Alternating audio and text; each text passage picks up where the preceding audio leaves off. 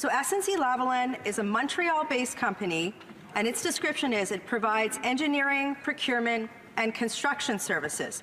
It has a lot of employees in the Montreal area and has won a lot of major taxpayer-funded, like big, multi-million-dollar contracts from the federal government. So there's a lot of votes at stake, and there's a lot of profit at stake here. So what's happened was in 2015, the RCMP laid charges against this company, and the charges were, they alleged that the company offered bribes worth $47.7 million to Libyan officials, and Muammar Gaddafi's son was named in the court documents, I believe. The company is also alleged to have defrauded Libyan public agencies of approximately $129 million.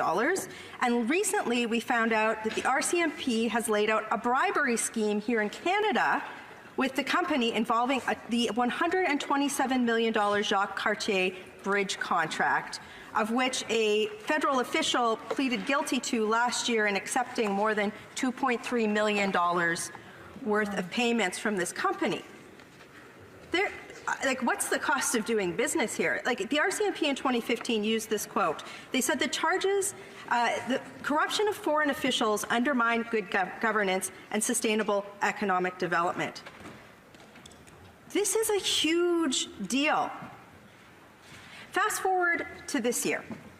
The company, this very wealthy, well-funded company, went on the lobbying spree to end all lobbying spree. Like, imagine American-style lobbyists, like full court press on the government, on everybody, meeting after meeting with the Prime Minister's office.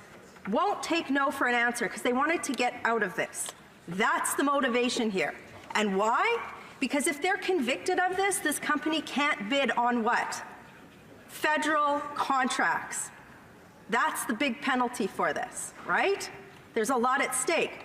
So in the budget bill, Mr. Speaker, this company, after lobbying, the Liberals snuck in something called a deferred prosecution agreement. In this like bajillion-page document that had everything under the sun, they snuck in a major legal change.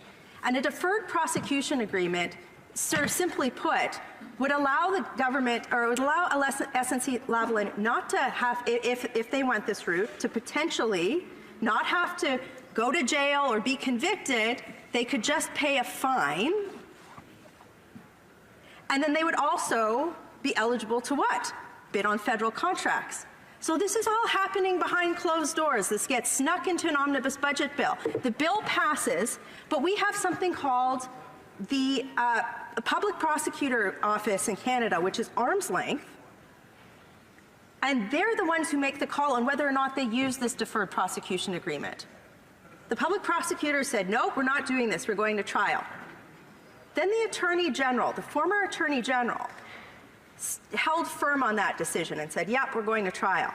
Then, according to the clerk of the Privy Council office in testimony last week, after the Prime Minister's story on this issue has changed a million times, said the following: we went to the former Attorney General, this is essentially what he said, and we laid out the economic implications of what would happen if this went to trial and there was a conviction. This happened after she had made her decision to proceed. What we are talking about here is the Prime Minister's office and the supposedly nonpartisan public service, the head of the public service, essentially being involved or standing accused of being involved in an obstruction of justice at the highest levels.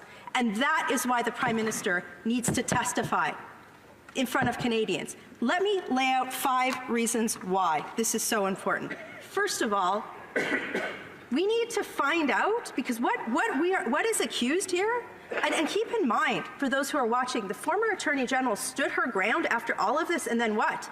She was fired. Prime Minister fired her. Okay? So first of all, this is a potential obstruction of justice. This isn't just an ethics breach. This isn't just an Arakan Island slap on the wrist situation. There could be potentially serious criminality involved in this, number one. Number two, what message does this send? It sends a message to everybody in this country that there are two sets of rules, that there's two different justice systems in this country.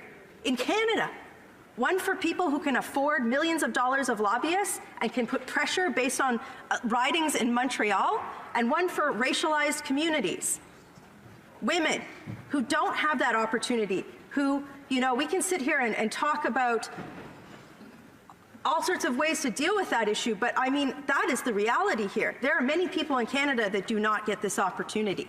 So that is a huge problem.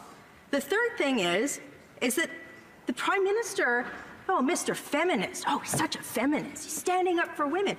The clerk of the Privy Council stood in our Justice Committee last week and said, basically, well, I think she experienced things differently when she was trying to determine whether or not, or explain whether or not this was quote unquote inappropriate pressure that could be criminal. Where did we hear that before? Prime Minister had a groping allegation. He used the exact same words. She should have experienced it differently. Come on. This isn't he said, she said, as Maclean's magazine said. This is he said.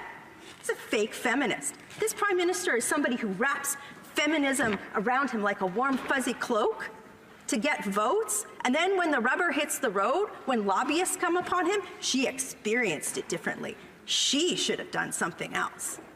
That is garbage and disgusting, and he needs to be held in front of that committee to be accountable for that, because you don't get to stand up and say you're a feminist and then do that to a woman. You just don't. He's also kept her silent. He's kept her on a muzzle and a leash while he goes out and spins this story. And that's disgusting. That's wrong. He needs to be held to account for that. And finally, as a Calgary MP, deferred prosecution agreements, you're not supposed to consider economic arguments. And then the clerk of the Privy Council gets in front of the Justice Committee and goes, I told the former Attorney General it's about the economic argument. A lot of jobs were at stake. You know what? Maybe the company shouldn't have bribed Libyan officials to begin with, shouldn't have bribed people for contracts. Maybe there should be a cost to doing that. Because you know what? The people in my riding, where's the economic considerations for all of the punitive policies they've put against Alberta energy companies? My riding is looking at this and going, why does Montreal get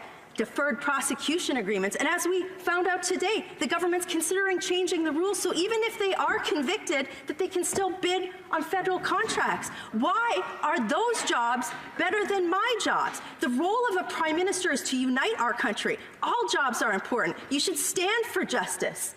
This is disgusting. This is what every single one of us in this place should be standing against, regardless of political stripe. And Mr. Speaker, to every person standing on that backbench, you are not here for yourself. They're not there for themselves. They're there to stand up for justice and their community. And their role is to hold the government to account, even if that government is of the same partisan stripe as they are. This is where the rubber hits the road. This is where you stand for what's right, or you stand for nothing at all.